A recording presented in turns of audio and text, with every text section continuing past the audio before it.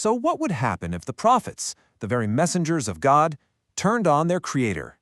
We're about to dive into a play that was so controversial it actually put its author on trial. A story that, believe it or not, puts God himself in the dock. It kind of sounds like the setup for a wild cosmic joke, right? But it's actually the powerful, central idea of a play that seriously shook the foundations of both religious and state power. You see, the brilliant and often censored Egyptian feminist Nawal El Saadawi poured decades of her thinking into this one play. She uses this idea of a heavenly court case to really take apart what she saw as an oppressive religious system. Okay, so the play kicks off in this vast, empty desert, and some of history's most revered figures are all gathering together. But this isn't a pilgrimage, it's an intervention. They all share this profound sense of being betrayed by God, and they are demanding a meeting with the one in charge. And just look at this guest list. You've got Moses, who's frustrated that the Promised Land isn't quite what was advertised. Jesus is there, asking why his own father abandoned him. And Muhammad, who's wondering why so many corrupt leaders get to rule in God's name. They're joined by Eve, who is ready to set the record straight on the whole creation story, and also this mysterious young woman who calls herself Bint Allah, the daughter of God. So after they literally rush the gates of heaven, the trial begins, and this is where El Saadawi really brings the heat. She uses the prophets themselves to question the divine, starting with the very nature of God's commands. The first witness to take the stand, it's Abraham, the father of all prophets. But he's not here to sing God's praises. Nope, he's here because his conscience is just shredded by divine commands he can't justify anymore. Wow, this quote just says it all, doesn't it? In the play, he confronts God for ordering him to cast out Hagar and Ishmael into the desert just to satisfy his first wife's jealousy. He's basically accusing God of using him like a pawn in some cruel, pointless game. All right, so the next challenge comes from the character Bint Allah, the daughter of God. She really acts as the voice for generations of women, and she's bringing a case against what the play presents as divinely sanctioned misogyny. This line is a perfect example of how the play just does not pull any punches. It uses these direct, shocking interpretations of religious texts to build its case. It's a really unflinching feminist critique that makes you confront some of the darkest passages in holy books. And the grievances just keep piling up. The play goes on to question the very nature of the covenant between God and his chosen people. Specifically, the physical cost of that sacred promise. So how does God respond in the play?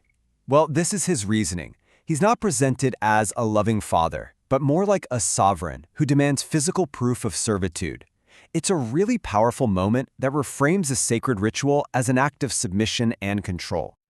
Now, just when you think this trial can't possibly get any more surreal, a major figure from religious lore shows up. But he's not here to play his usual part. He's here to quit. I mean, talk about a total reversal. El Saadawi completely flips the traditional image of Satan on its head. In her play, he's not the ultimate villain. He's a rational employee who is just sick and tired of being the company's scapegoat. So he walks right into this summit meeting, not to tempt or corrupt anyone, but to hand in his resignation. And his argument is pretty simple. Why should he take all the blame for the evil in the world when the one with all the power is God himself? And with that one line, the tables are just completely flipped. Satan, the supposed source of all evil, uses pure logic to argue that responsibility has to lie with ultimate power.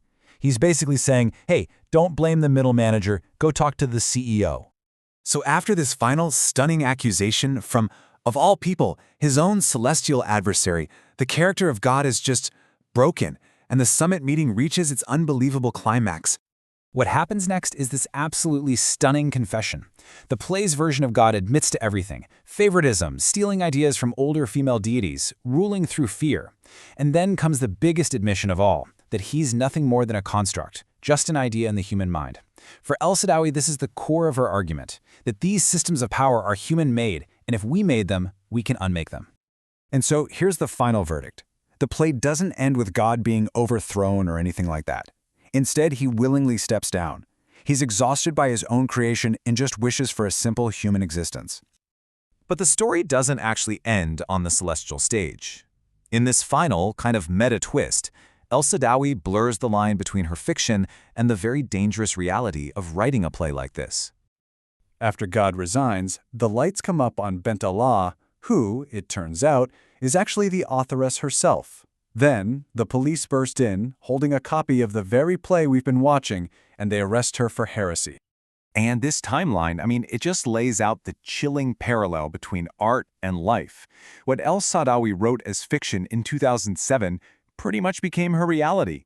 The state's reaction to her play, which led to legal proceedings for apostasy, mirrored the exact scene of censorship she had written. It proves her point about the very real danger of challenging these big, established ideas. In this final moment, the police chief just dismisses her work. He tells her, look, it's only a play, right? It's just something you imagined. He's trying to say it has no real-world weight. But his very next line reveals the state's true fear. And that's the question the play leaves us with. It's a question about the power of an idea, one that's written in a book or performed on a stage, to break free from our imagination and challenge the very structure of our reality.